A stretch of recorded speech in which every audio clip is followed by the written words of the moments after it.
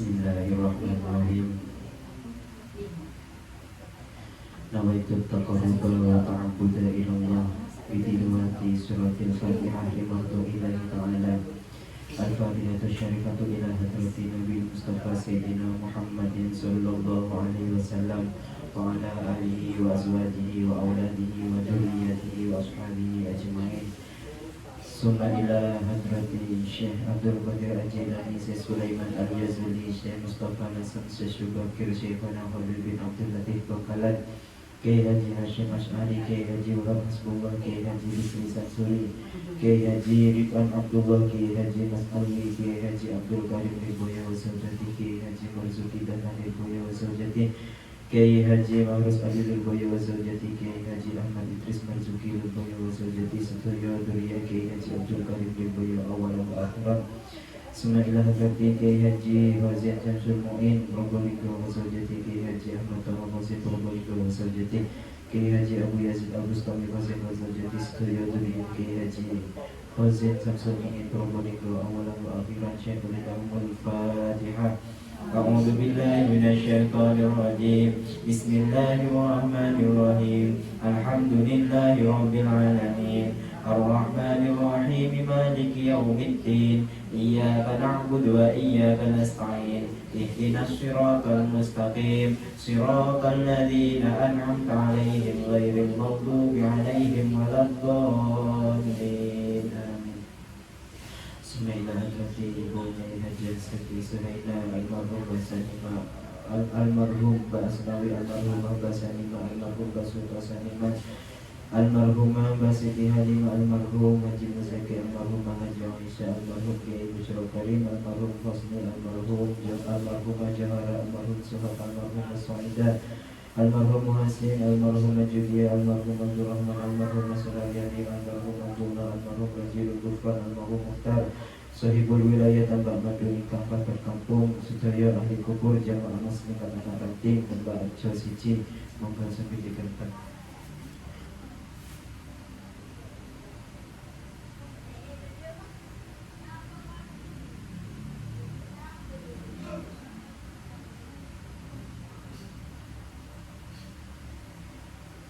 Syaikhul Fatihah.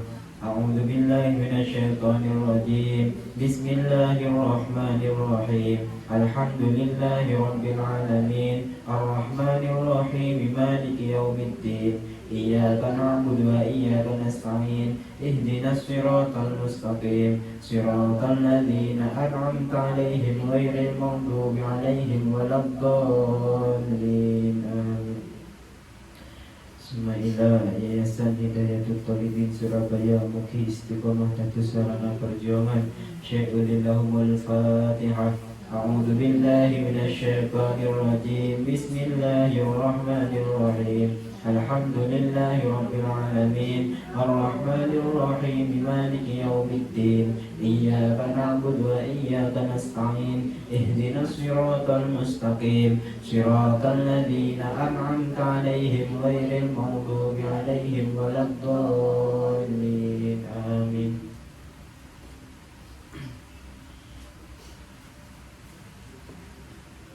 Bismillahirrahmanirrahim. Langsung saja. Faslun wa khamsatu awqatin. Faslun ay hadza tegese utawi iki iku faslun fasal siji. Wa khamsatu awqatin utawi 5 pira-pira waktu iku la yusalla ora den salati fiha ing dalem khamsatu awqat apa illa salatun angin salat laha iku tetep kaduwe salat sababun utawi sebab. Pasal ini menjelaskan tentang waktu-waktu yang dimakruhkan untuk melakukan sholat. Jadi ada waktu yang mana ketika kita sholat di dalam waktu tersebut hukumnya makruh. Okay? Jadi tidak harus setiap saat, tidak. Ada waktu yang mana kita melakukannya itu makruh. Itu ada berapa? Ada 5 waktu. Ketika kita tidak mempunyai sebab, dengan artian mungkin ada udzur, Maka kalau ada udzur atau ada sebab, maka melakukan di waktu tersebut tidak dimakruhkan. Apa waktunya? Waktu apa saja yang dimakruhkan ketika kita melakukan sholat? Yaitu yang pertama, ba'da sholati subhi hatta tatlu'a syamsa. Yang pertama setelah sholat subuh. Makanya kenapa kok tidak ada sholat sunnah ba'diyah subuh? Ya salah satu alasannya ya seperti itu. Kita melakukan sholat setelah sholat subuh itu hukumnya makruh. Kecuali ada sebab. Sebabnya apa? Kita tidak melakukan sholat di awal waktu, maka kita tidak apa-apa melakukan sholat. Maksudnya itu selain yang lain sudah sholat subuh, kita belum sholat. Loh kok kita masih setelah yang lain sholat kok kita sholat? Ya tidak apa-apa, karena kita masih ada tanggungan. Bisa dipahami? Kan waktu sholat subuh kalau hanya sholatnya kan sebentar, mungkin memakan waktu paling lama 5 menit mungkin deh, paling sholatnya saja ini dari mungkin jam 4 terus kemudian jam 4 lewat 5 menit kok kita masih sholat, itu tidak apa-apa kalau kita tidak sholat awal waktu. Kalau kita sudah sholat, mau melaksanakan sholat tanpa sebab, itu yang dimakruhkan. Bisa dipahami ya? Makruh di sini ada makruh tanzih, juga ada makruh tahrim. Makruh tanzih itu ya makruh yang makruh ya jika dilakukan ya dapat pahala, jika ditinggalkan mendapatkan pahala. Ya seperti makruh biasanya itu sudah. Kemudian kalau makruh tahrim itu hampir mendekati haram. Hampir mendekati haram. Yang kita lakukan yang kalau kita sholat dalam waktu tahrim, maka ya haram hukumnya. Hukum waktunya ya, bukan sholatnya. Kalau sholatnya sah-sah saja, tapi kita waktunya itu haram. Yang telah dijelaskan di awal, ketika apa itu? Ketika sudah terbit matahari dari akhir waktu subuh dalam waktu ikhtiar dan juga jawaz. Kalau masih ikhtiar itu masih tidak makruh. Kalau masih ikhtiar masih tidak makruh. Kalau ingat waktunya waktu ikhtiar itu ada yang ingat? Tidak ada. Sampai kuning-kuningnya matahari. Jadi sebelum matahari mengeluarkan kuning-kuning atau mengeluarkan fajar itu masih waktu ikhtiar. Kalau sudah mengeluarkan sudah waktu tahrim itu ya, masuk waktu tahrim. Nah di sana kita melakukan sholat, maka makruh tahrim hukumnya. Kalau menghukum sholat ya, kalau sholatnya sah. Kalau sholatnya sah, tapi hanya waktunya saja yang diharapkan. Ini kalau memang benar-benar tidak ada udzur lah. Maksudnya kalau ada udzur ya beda lagi. Nanti kalau ada udzur ya kita masih diwajibkan untuk sholat. Diwajibkan untuk sholat. Kalau memang benar-benar ada udzur atau ada sebab. Sebabnya ya seperti sholat yang kita tinggalkan, mungkin nggak sholat di awal waktu atau gimana. Dalam artian ya ada udzur itu sudah. Atau kesiangan. Kesiangannya itu udah sampai jam 7 Kalau sudah jam 7 bukan subuh lagi sudah.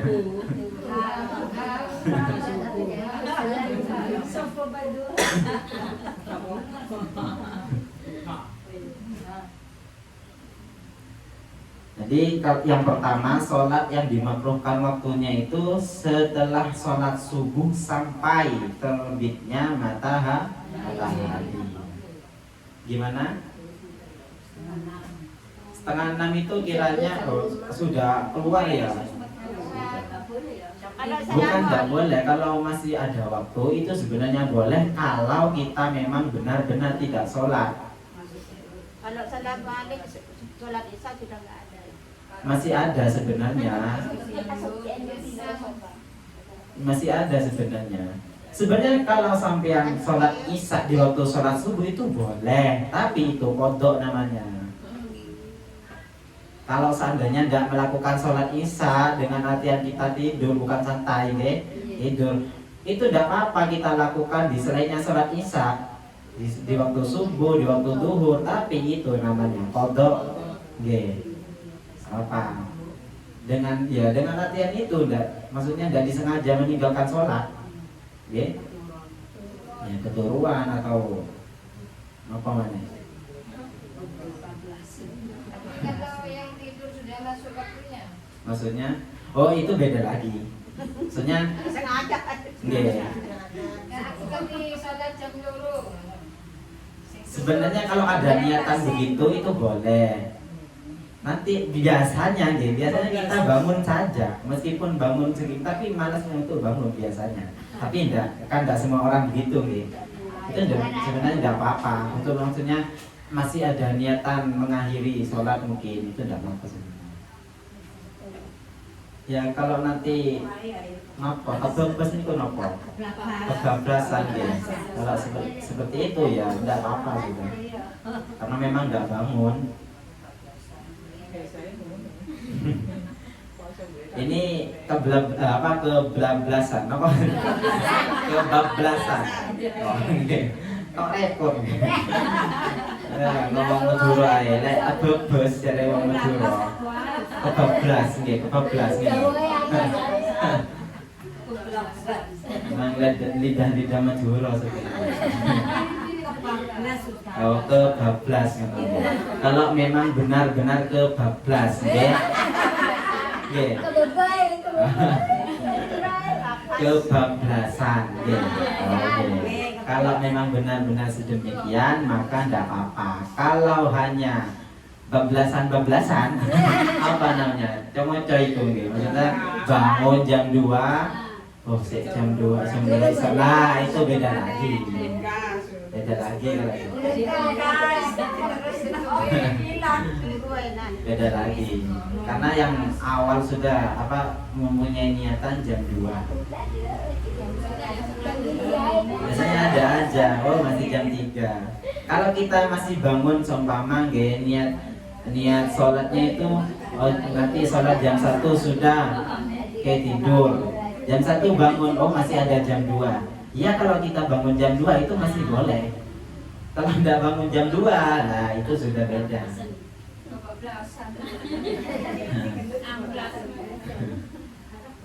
Jadi yang pertama setelah sholat subuh sampai terbitnya matahari, sampai keluarnya matahari. Yang kedua ketika apa? Yang kedua inda tulu'iha hatta tatakamala wa tartafi'a qadra rumhin.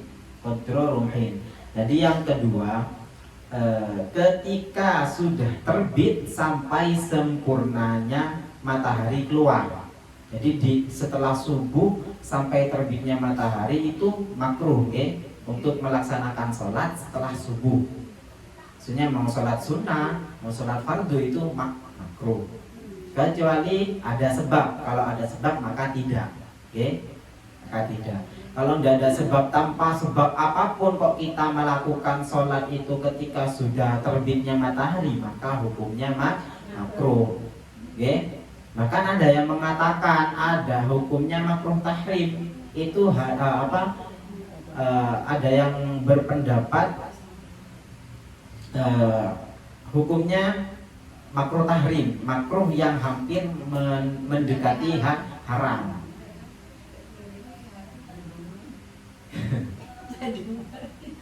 Beda lagi kalau begitu. Ya, tambah haram karena meninggalkan sholat.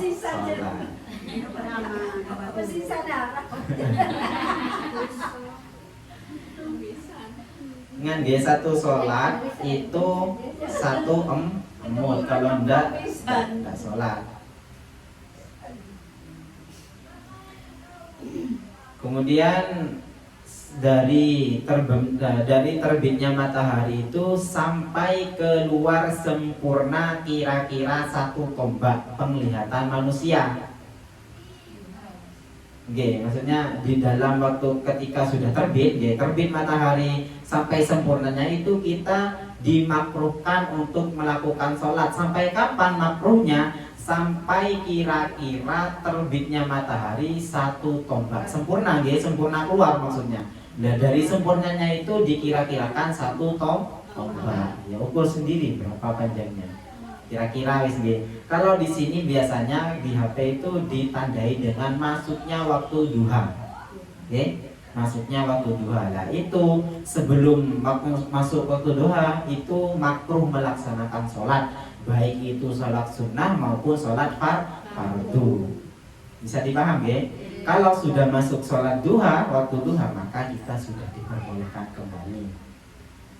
Kemudian ada sedikit alasan kenapa kok dimakruhkan, karena menyerupai kalau tidak salah majusi penyembah api, apa namanya ya, lupa saya. Penyembah matahari itu apa namanya? Lupa saya. Majusi kan penyembah api. Pokok ada dulu itu kalau terbitnya matahari ada orang sholat, kemudian terbenamnya matahari ada yang sholat. Itu namanya, lupa saya agama apa namanya. Pokok penyembah matahari. Insya Allah ya Nasrani kalau tidak salah. Iya, kalau tak salah Nasrani. Lupa. Ya pokok menyerupai sedemikian. Karena sebenarnya kalau kita menyerupai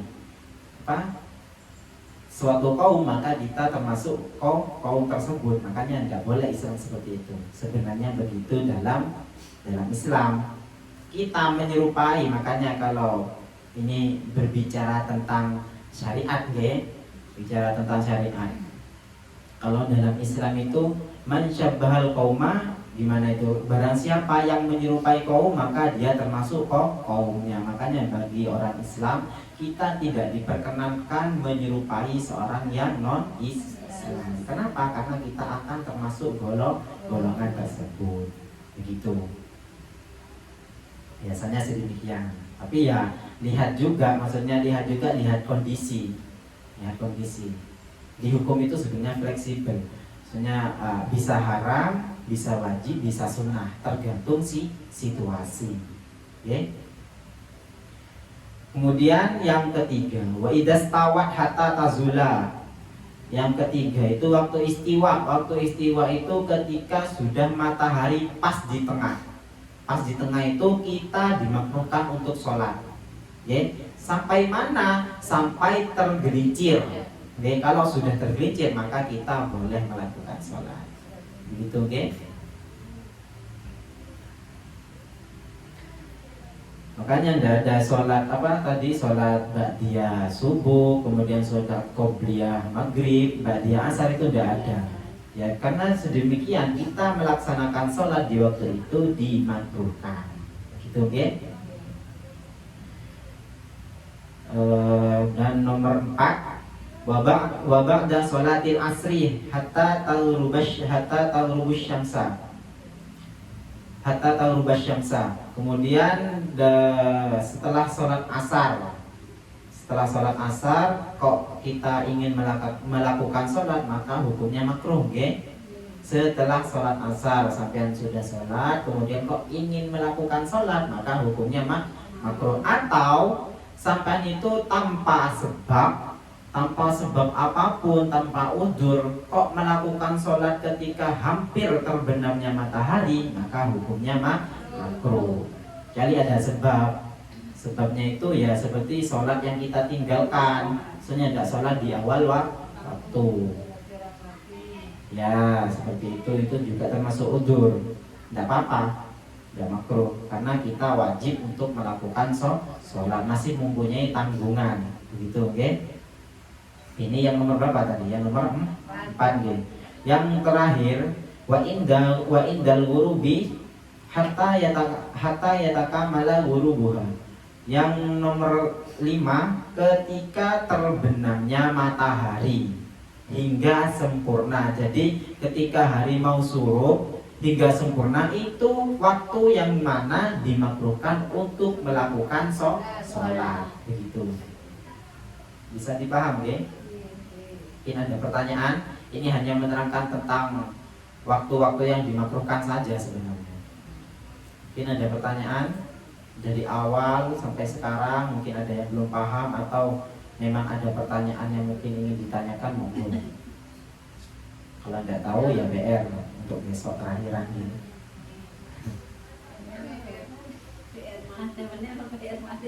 Lah aneh, boten ya.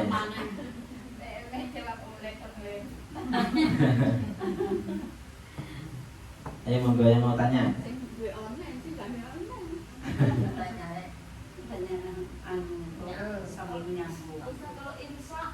Iya. Qobliyah ba'diyah maksudnya? Isa itu qobliyah ba'diyah. Nggih, qobliyah ba'diyah. Ini juga sebenarnya perlu nggih. Sebenarnya saya juga baru melakukan. Ya kalau pahamnya sebenarnya sudah lama.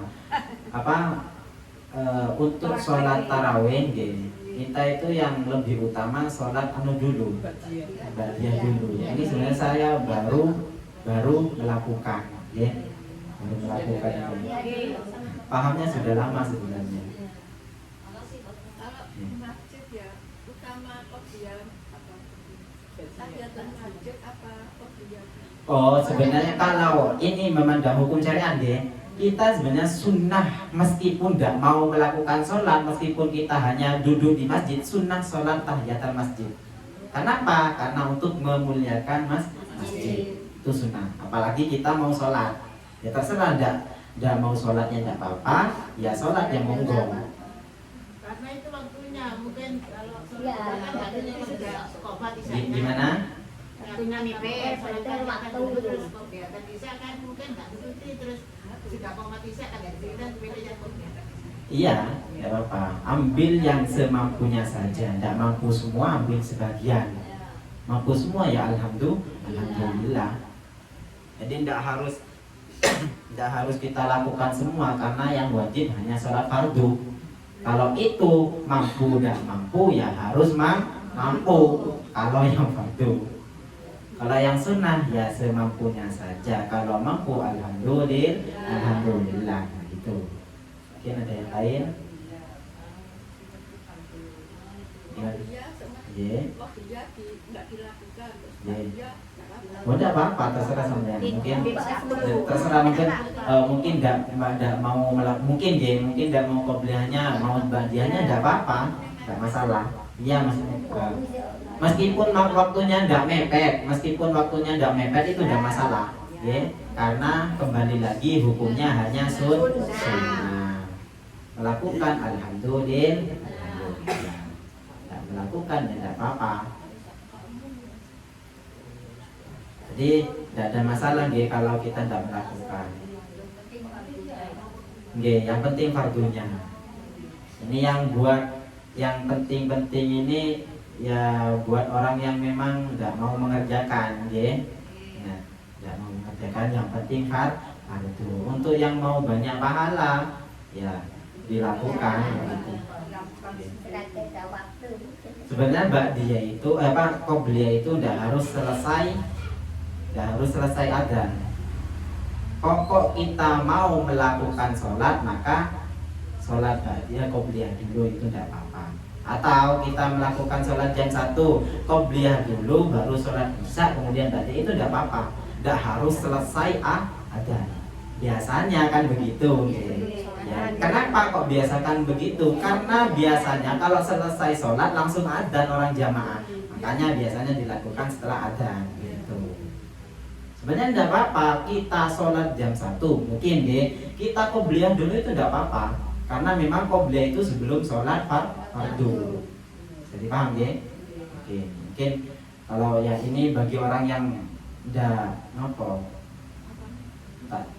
bukan tanda jamaah, bukan taklim jamaah, apa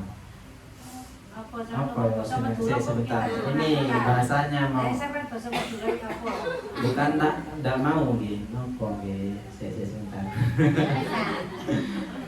Bagi orang yang memang benar-benar udzur dan jamaah gitu loh, udzur dan jamaah mungkin, ya intinya tidak sholat awal waktu dengan alasan bukan nggak mau sholat jamaah bukan. Ada udzur. Ya mungkin ya tidak apa-apa juga tapi ya untuk hukum untuk hukum haram atau gimana ya saya kurang paham. Yang jelas kalau kita itu mau menghendaki sholat jam 1 mungkin kemudian mau melaksanakan qobliyah, maka itu boleh-boleh saja. Oke? Nah, harus selesai azan. Gitu. Bisa dipaham, ya? Itu tentang sholat witir saja. Nggih. Kan ada yang 3 rakaat yang 3 rakaat langsung, ada yang 2 1 ya. Terus maunya itu bahwa misalnya itu langsung 3, dia itu niatnya itu 2 rakaat dulu. Gimana niatnya nggak sama dengan imamnya gimana? Nggak sama dengan imam. Iya niatnya. Oh, enggak apa Mas, mungkin kan karena ini memang benar-benar nggak tahu kan. Iya. Ya enggak apa-apa, enggak masalah. Udah masalah ya. Iya. Jadi Karena langsung- memang benar-benar nggak tahu Iya, kan. langsung Be- ikuti imamnya aja. Nggih, beda halnya kalau memang kebiasaannya sholat 3 rakaat, kita tahu kok dia sholat kok kita niatnya 2 rakaat ya enggak bisa. Mungkin Batal. orang baru Nggih. sampai ada macam itu. Itu batal sudah, nggih. Jadi kalau kita sudah memang benar-benar tahu kok kebiasaannya sholat 3 rakaat, kok kita sholat dan niat dengan sholat 2 rakaat, ya sudah batal. Batal maksudnya itu ya enggak bisa ikut lagi sudah. Oke, jadi paham ya? Kalau memang benar-benar kita sudah tahu. Kalau memang nggak tahu ya nggak apa-apa, nggak masalah. Karena nggak tahu. Mungkin ada yang lain pertanyaan? Nih hanya sebentar, hanya membahas tentang waktu saja. Gimana?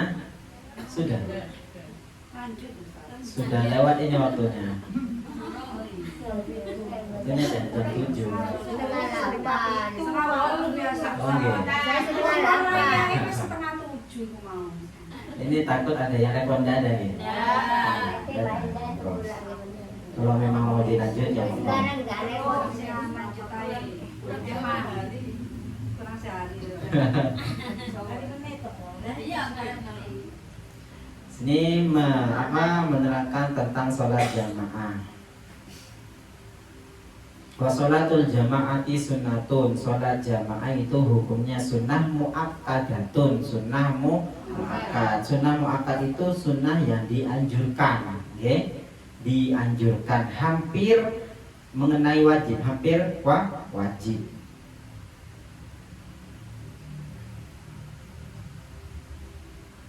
Ya, harus lihat mana dulu takut saya malu.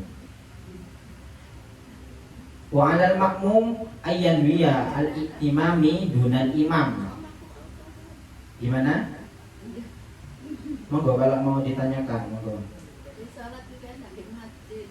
Oh, nggih. Ya memang lebih enak di masjid karena lebih banyak pahalanya.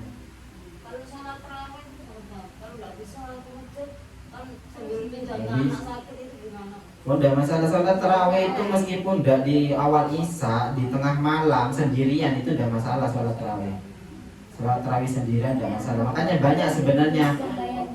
Makanya biasanya kan orang begini. Kok biasanya orang itu sholat kok kenapa sekarang nggak sholat? Jangan begitu. Dia takut sholat tarawih di rumahnya gitu. Hanya ada aja. Enak nang masjid.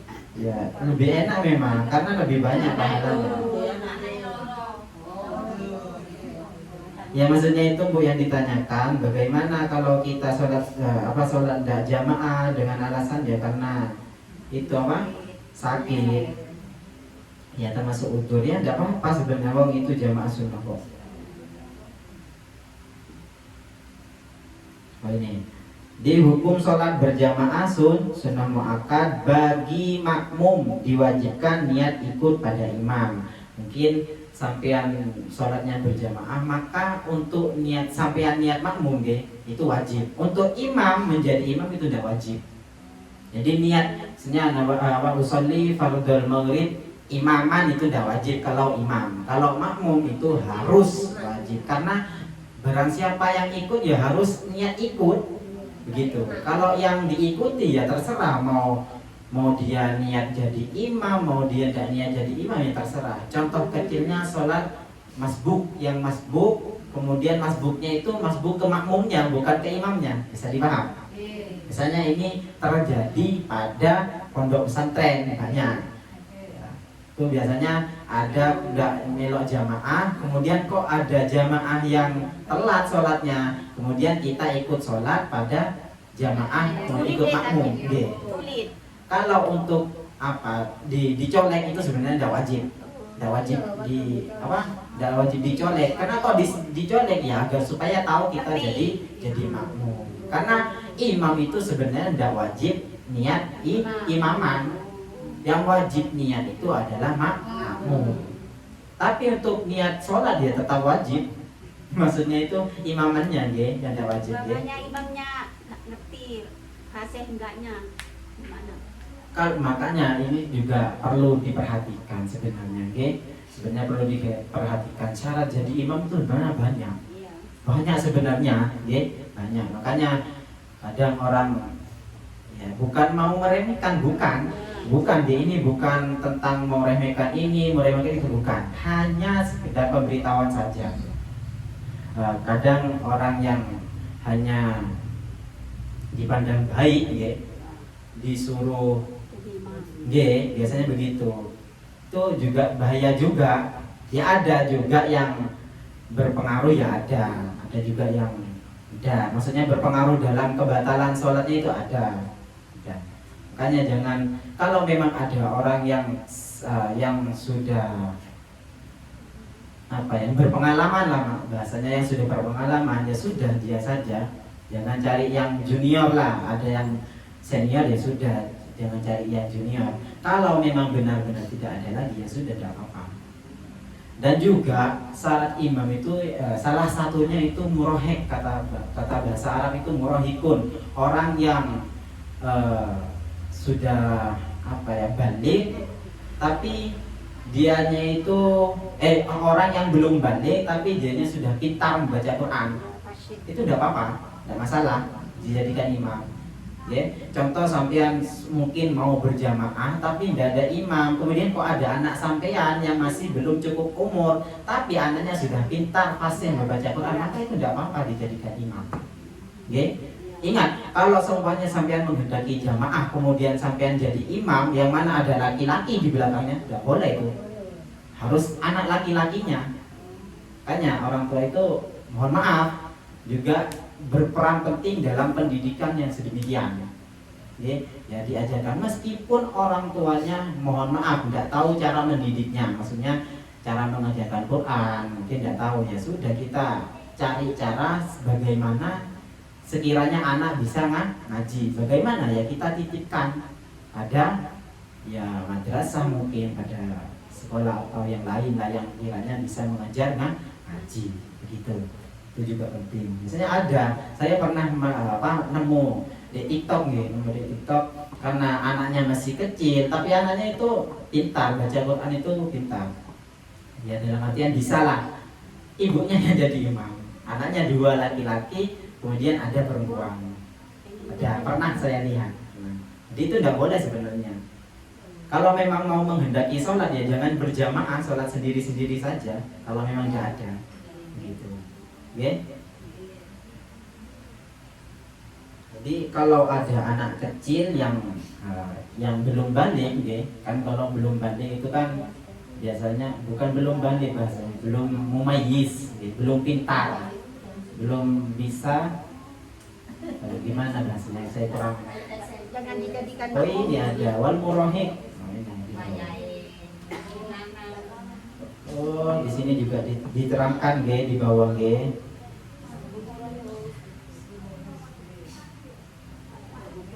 wa yajuzu ayat tammal hurru bil abdi wal balighu bil murohik. Ini di sini dijelaskan wala tasihu qudwatu rajulin bi imra'atin. Ini juga diterangkan dalam berjamaah orang merdeka diperbolehkan makmum pada seorang budak. Jadi orang merdeka kan seorang budak dan seorang merdeka derajatnya itu jauh. Budak dan merdeka itu derajatnya jauh. Maka kita diperbolehkan untuk menjadi makmum dari seorang budak. Kemudian orang balik makmum pada orang yang murohek, orang yang belum Oke, belum balik tapi sudah lancar bahasanya, itu murahiq. Ya, dalam bahasa kita murahiq, nggih. Jadi orang balik itu makmum pada orang yang lebih kecil, yang dalam artian masih belum balik tapi sudah pintar atau fasih membaca Quran. Itu tidak apa-apa. Bisa dipaham, nggih? Kemudian wala qori'in bi ummiin, wala qori'in bi ummiin wa ayyi mawdi'in shalla fil masjid, wa ayyu mawdi'in shalla fil masjidi. Dan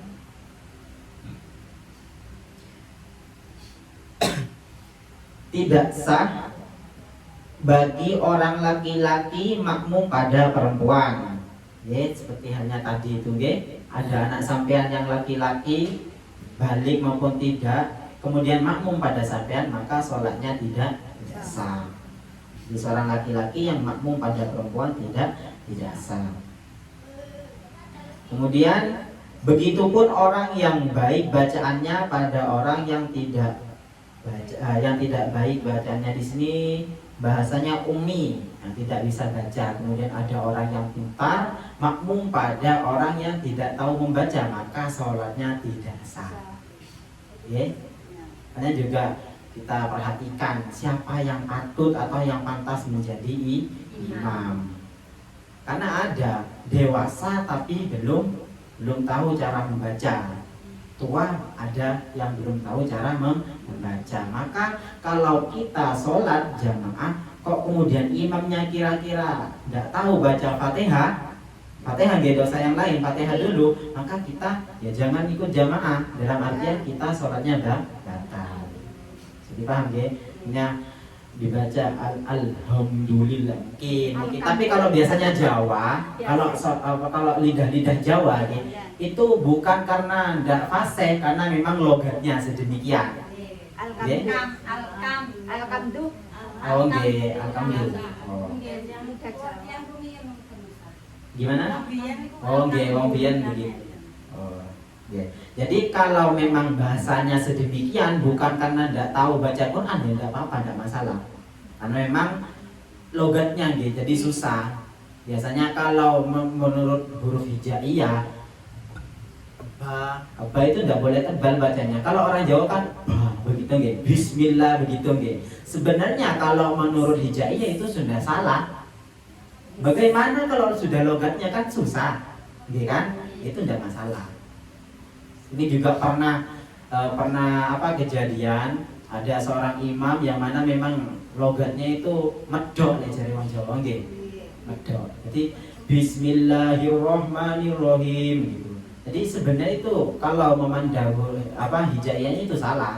Kemudian kalau sudah salah ya tidak sah sholatnya. Ini kalau memandang hukum sedemikian. Tapi kalau memang logatnya tidak bisa, intinya sudah kebiasaannya begitu, itu tidak masalah. Kalau jadi imam gimana? Kalau jadi imam? Iya tidak masalah. Maksudnya itu kalau ada imam kemudian bacaannya itu medok atau gimana itu tidak masalah, karena memang logatnya, apalagi orang Jawa gitu. Lebih baik ya yang tahu-tahu saja. Ya, maksudnya itu yang seperti biasanya yang jadi imam itu, oke? Gimana? Kalau baca aba gitu, ya tidak tebal, bismillah gitu. Bis bukan bis gitu.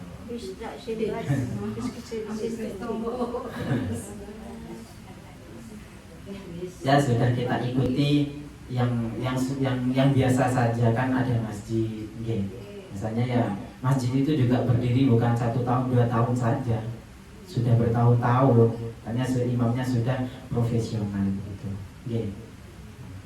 Ini hanya mungkin ada kejadian nanti ada seorang imam yang kiranya ya musola gitu. Kalau mungkin kita tidak pernah sholat di situ kok imamnya kayak aneh, apalagi tidak tahu cara bacanya, ya sudah mufarokoh saja gitu, daripada batal sholatnya.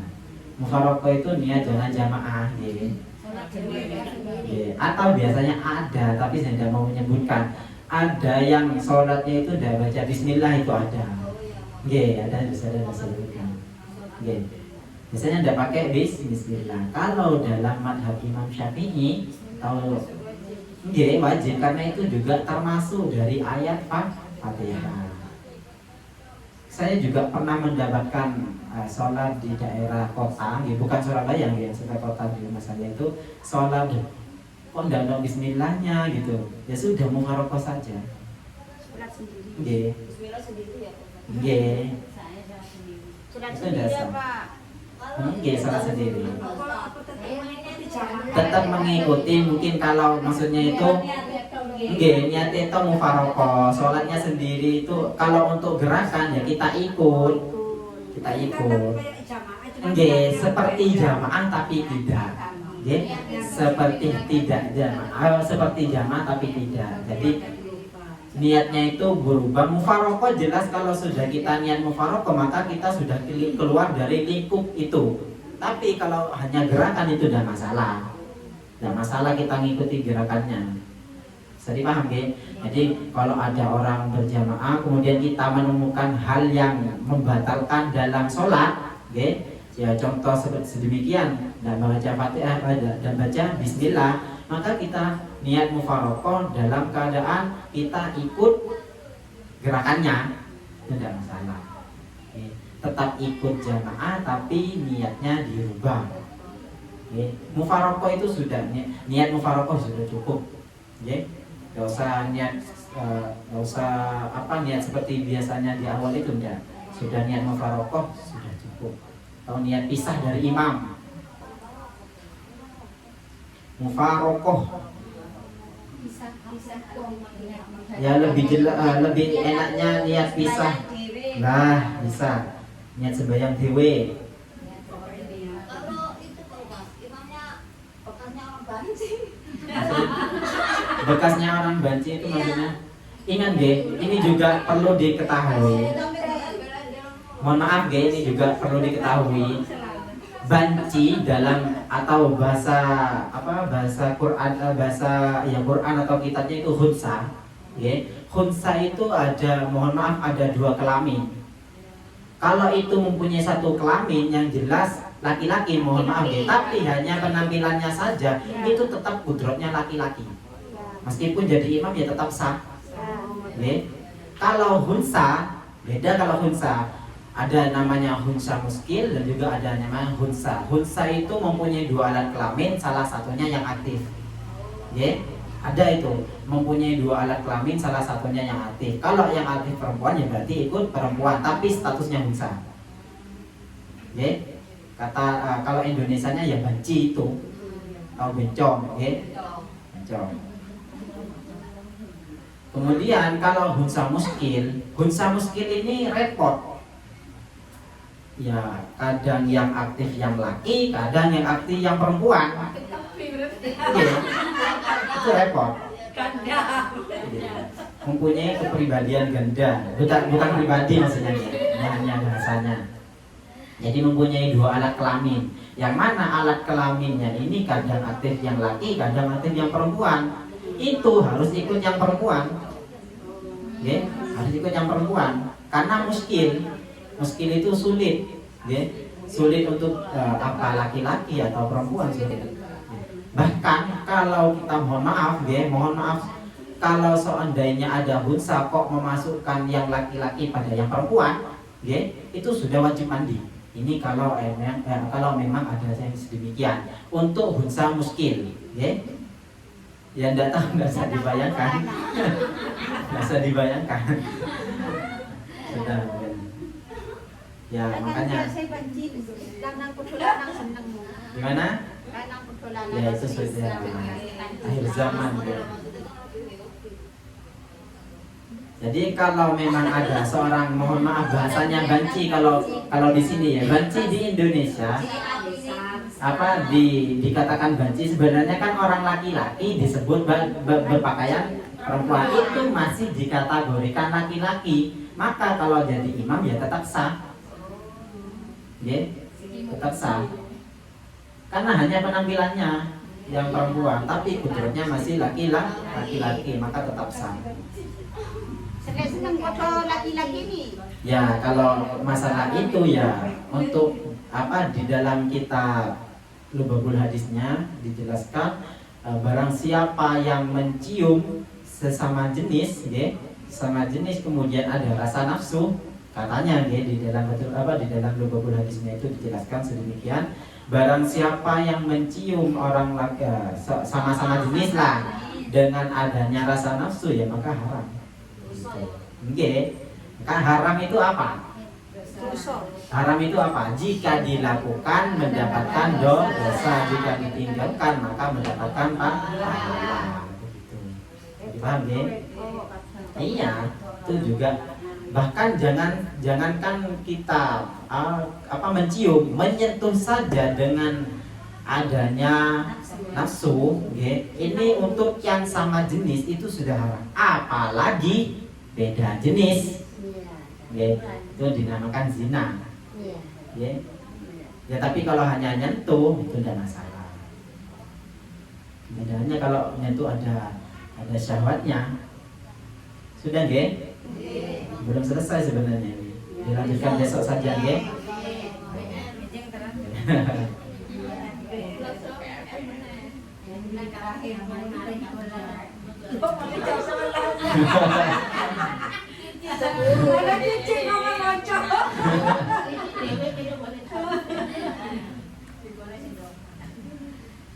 Kalau sudah kami tutup pelajaran pada pagi hari ini. Semoga apa yang telah kita pelajari hari ini menjadi ilmu yang bermanfaat dan barokah.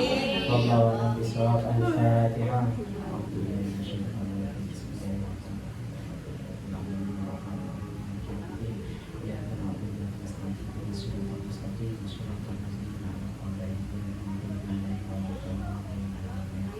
Maulaya sholli wa sallim daiman abada ala habibika khairil khalqi kullihim huwal habibul ladzi turja syafa'atuhu li kulli hawlin minal awwali muntahini ya rabbi bil mustafa balligh maqasidana waghfir lana ma madha ya wasi'al karami.